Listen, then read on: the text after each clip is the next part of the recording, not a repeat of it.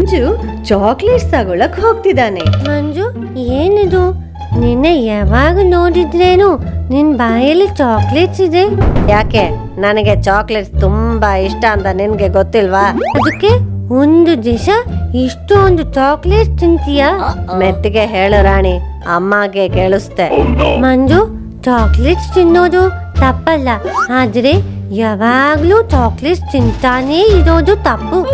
ರಾಣಿ, ನಿನ್ ಕೆಲ್ಸ ನೋಡ್ಕೊಂಡು ಹೋಗು. ಅಮ್ಮ ಬರ್ತಿದ್ದಾರೆ. ಮಂಜು, ಚಾಕ್ಲೇಟ್ಸ್ ತಿನ್ನೋದು ಓಕೆ, ಆದ್ರೆ ನೀನು ಒಂದು ದಿವಸ ಎಷ್ಟು ಚಾಕ್ಲೇಟ್ಸ್ ತಿಂತಾ ಇದೀಯಾ? ಅದರಲ್ಲಿ ಎಷ್ಟು ಸಕ್ಕರೆ ಮತ್ತು ಕಫೆನ್ ಇದೆ, ಇದೆಲ್ಲ ಆರೋಗ್ಯಕ್ಕೆ ಎಷ್ಟು ಕೆಟ್ಟದು ಗೊತ್ತಾ?